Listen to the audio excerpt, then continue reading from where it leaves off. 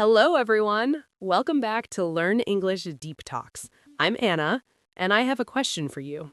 Have you ever been in a beautiful foreign city looking at your phone, and suddenly the screen goes black? Oh, that is the worst feeling, Anna. Your battery is at 0%, you are standing on a street corner, and you have no idea which way is north. Exactly. And in that moment, your heart starts to beat a little faster. You see people walking past you. They look busy. They look like they're in a hurry. You want to ask for help, but you're afraid. You think, will they understand me? Or what if I don't understand their answer? This is a very common fear for English learners. But today, we are going to take that fear away. We are going to give you the survival phrases you need to get from point A to point B safely and confidently. Today's episode is special. We are going to go very slowly. We want you to hear every S, every T, and every vowel. If you have your notebook ready, now is the time to open it. We aren't just learning words, we're learning how to survive a city. That's right. We'll start with a slow, friendly dialogue. Then we'll spend a lot of time breaking down the vocabulary. Finally, we'll hear the conversation again at a natural city speed. Let's get started. I am standing in front of a large park. I am looking for the Grand Central subway station. I see a friendly looking man wearing a blue jacket. That is you. I walk up to him. Excuse me, I'm sorry to bother you. Oh, hello. No problem at all. How can I help you? Thank you. I'm a little bit lost.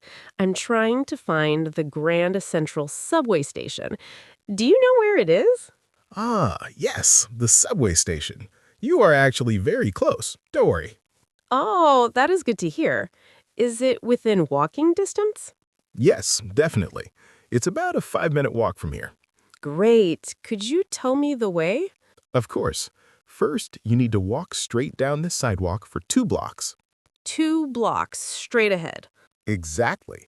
Keep walking until you see a large yellow building. That is the city library. When you get to the library, you need to turn left. Turn left at the yellow building. Okay. Then walk for 1 more minute. You will go past a small coffee shop and a pharmacy. Go past the coffee shop. Yes, do not stop there. Keep walking. The entrance to the subway is right across from the pharmacy. It has a big green sign. Wait, I want to make sure I understood. Did you say the second or the third street? It is the 2nd street. Walk 2 blocks, then turn left. 2 blocks, then left, across from the pharmacy. You got it. You cannot miss it. Thank you so much for your kindness. You've saved my day. You are very welcome. Enjoy the city. Whew, I made it to the station. Eric, that was a great conversation, but let's stop and look at the English magic inside those sentences. I love that. English magic. Let's start with how Anna started the conversation. She didn't just say, "Where is the subway?" That is a bit too direct, right?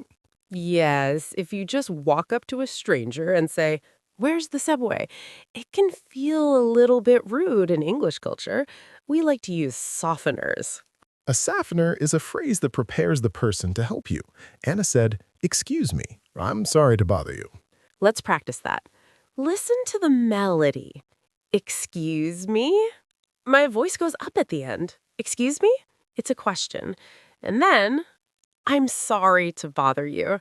This shows that I respect the other person's time. Other options are, "Could you help me for a second? Do you have a moment? I'm sorry, I'm a bit lost." Using these phrases makes the local person want to help you. It builds a bridge of kindness. Then Anna asked a very smart question.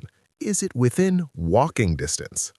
This is a vital phrase. Sometimes someone gives you directions, but the place is 5 miles away. You need to know if you can walk there or if you need a taxi. Walking distance means it's close enough to reach by foot, usually 5 to 10 minutes. If it's too far, the person might say, "No, it's too far to walk. You should take a bus." Now let's look at the action words. These are the words that tell your feet where to go. The first one was straight. Straight. Straight. It's a difficult word to spell, but easy to say. It means do not turn. follow the line. I asked straight ahead. Adding ahead makes it very clear. It means in front of me. Then I said 2 blocks. Anna, can you explain what a block is? Of course. In a city, a block is a distance between one street and the next street. If I say walk 2 blocks, it means you cross one street, keep walking, and stop at the second street. Perfect.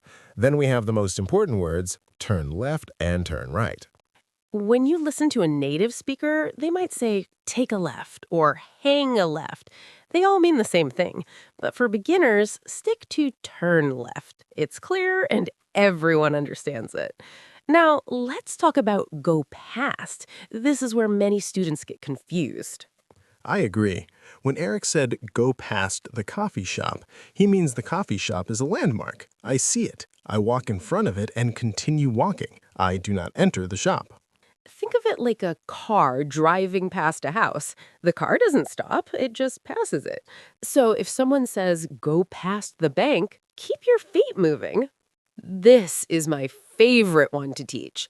Across from. Imagine a street. On one side of the street is a pharmacy. On the other side of the street is the subway entrance. They are looking at each other. They are across from each other. Some people say opposite. That is also correct, especially in British English. The station is opposite the library. In American English, we usually say across from. And what happens if the person speaks too fast, or if you forget what they said after the first turn? This is where most learners fail.